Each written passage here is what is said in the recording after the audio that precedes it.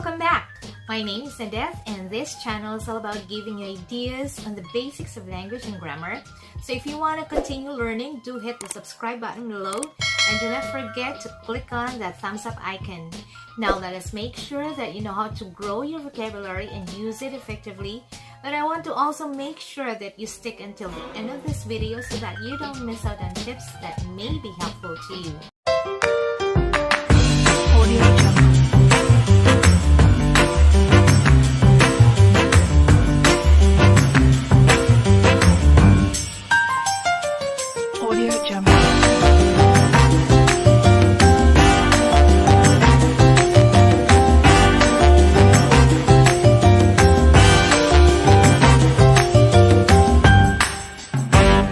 But before I share these tips with you, I want you to understand the importance of building a comprehensive vocabulary as we go about with our daily routines, our jobs, our studies, or even our daily conversations at home or outside of it.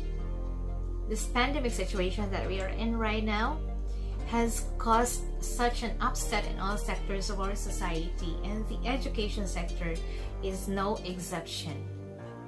So, in our own little ways, my team and I, we have decided to get on this YouTube wagon because we want to help our teachers, our parents, but most importantly, our students who may be struggling with their English subjects.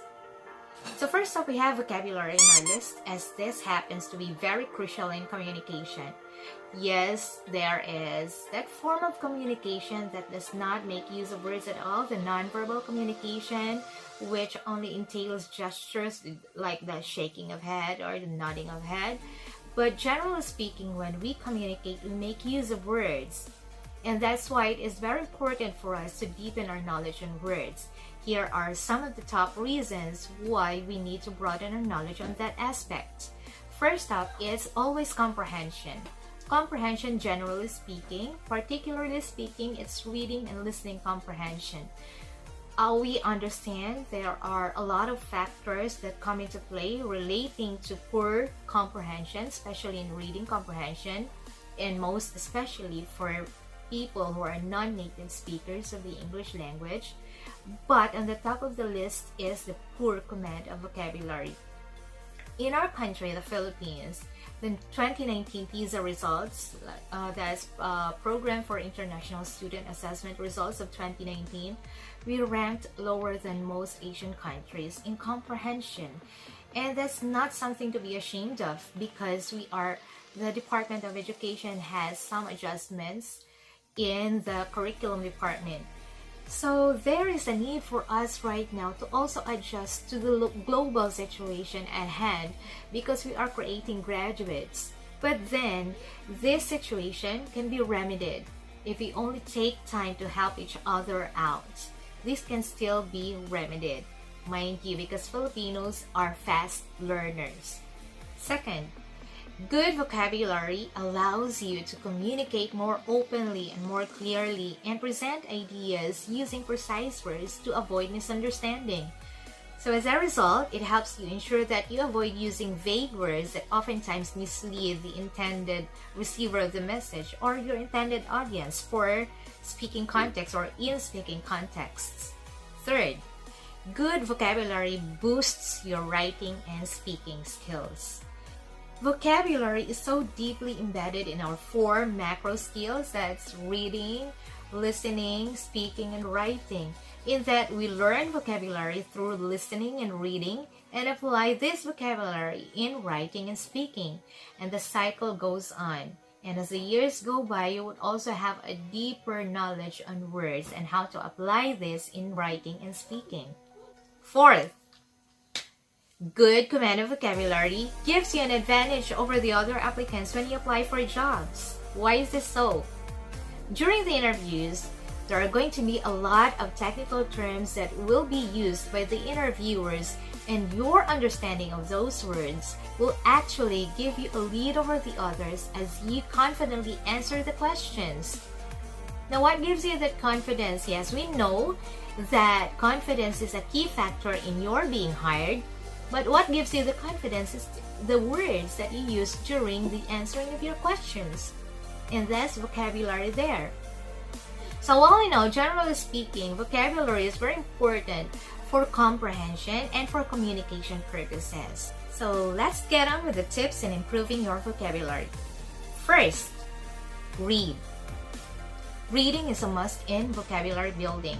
Develop this habit of reading that ultimately it becomes a passion, because if it's a passion, then you cannot live without it.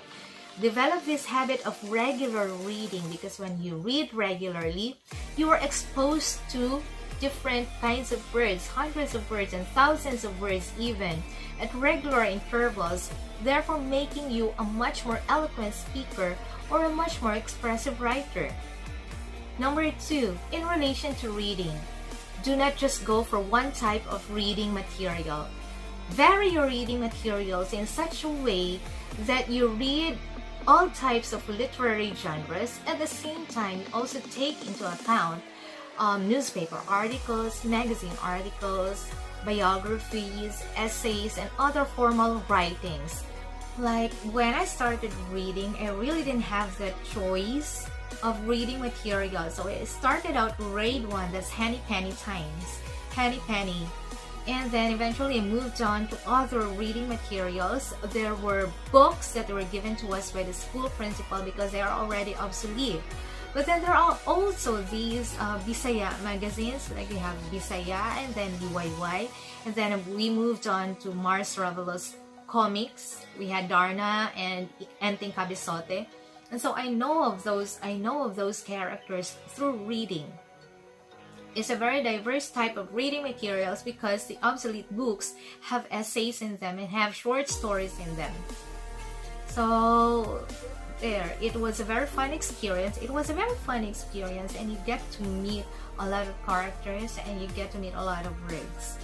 Third, again in relation to reading, try to derive or to get the meaning of a word through context reading. Do not just go directly to the dictionary. You have to understand the meaning of a word and how it's used and then define it in your own terms. When I was teaching, I always tell my students to unlock difficult terms by reading through the context and understanding the context, because that's where you usually know if they understand what they have read. And if by this process you still cannot understand the meaning of a word, then it's time for you to get the dictionary and its thesaurus. I cannot express this enough, but reading exposes you to a world beyond your own world. It is a world of words and it's very exciting because it is like opening your very own mystery box. And then we have fourth tip, create your own word journal. This is necessary when you read or when you listen to people talk over the radio, on the internet, or when you listen to speeches and lectures. Then you have to create your own word journal. What's a word journal? It is actually a list of words that you find both fascinating and complicated, and of course difficult in your readings. As I did when I first started reading, I listed down words that I found difficult and complicated, but at the same time beautiful and unusual. The beauty there is in journaling is that you get to discover words that you think do not exist, but you have to be very careful that you do not get too caught up and too focused on highfalutin or high-sounding words that you already begin to lose meaning of the context. So one tip here is to read and reread the sentences where those words or where you found complex words, and then try to define those words using your own simple terms. I promise you, when this happens, you'll have your notebook full in no time at all, and of course your knowledge will also be full. If by chance you still cannot untangle the meaning of the word, then let's get on to the next tip. Tip number 5. Have a dictionary and a thesaurus ready. So when you start reading or when you start building your vocabulary, you always have to have this handy, these two. So what's the difference between a dictionary and a thesaurus? A dictionary lists down information of a word such as the part of speech that it belongs to, the pronunciation, the definition of the term, the usage, the etymology of the word or the origin of the word, and in some dictionaries there are sample sentences.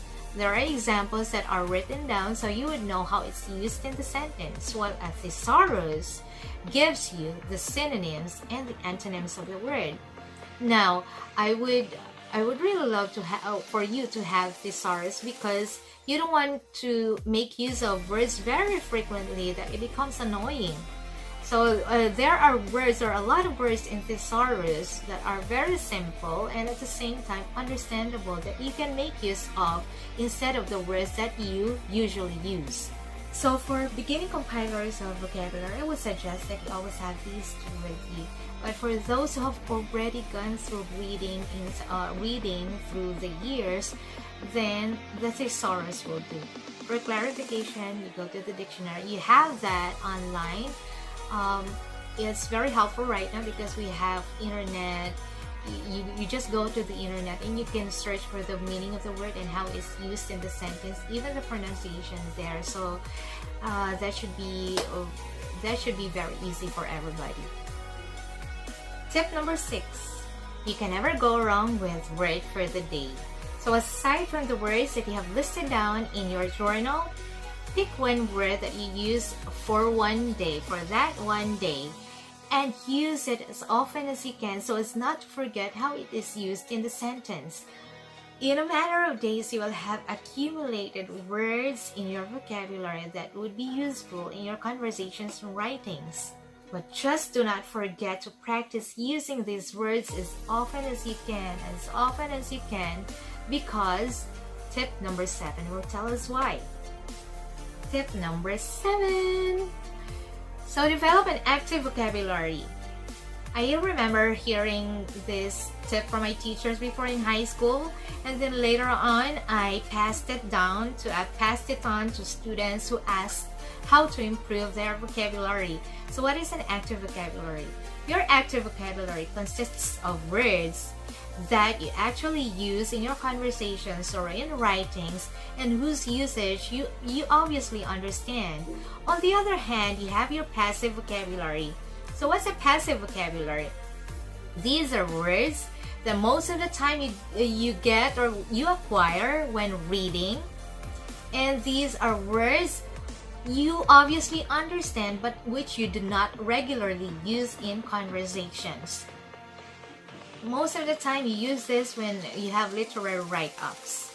Let me just show you an example of this. So number 1, the first sentence, let me just read. The military once again took hold of Myanmar's hard-won democracy by staging a coup on February 1, 2021. The second sentence, in the disquieting evening hours of February 1, 2021, an eerie calm filled the air as a swarm of military men flooded the Myanmar capital, seizing control of the presidential headquarters. So notice the difference of the two. The first sentence is how we usually write, is how we commonly write.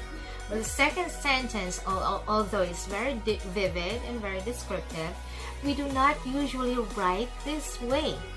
We reserve it for another type of writing. We do not use eerie calm in conversations, especially because we are not native speakers, no? Filipino man ta. So there, I would really suggest that you go for active vocabulary more than the passive vocabulary. Passive vocabulary comes later on, and I know that you can use that, but later when you have actually really understood how they are used in a sentence. And make sure that your receiver of the message, that's who you talk to, also understands what this word means. Okay? Number 8. Play and have some fun. Word games are actually enjoyable, and at the same time, you're also learning. When the reading gets boring, then you stop, you pause for a while, and then go to the internet, or if you have Scrabble, you have Buggles, then you can stop for a while and pause and play the word games. Because again, You are not only playing, you are also entertaining yourself. At the same time, you are learning. There should be no shortage of cool games right now, especially because you have the internet and you can go and browse there whatever weird games that you want. My kids and I, we play Scrabble, sometimes we play Boggle, and then we have wordscapes on our cell phones, mobile phones, and other games that entail the use of words.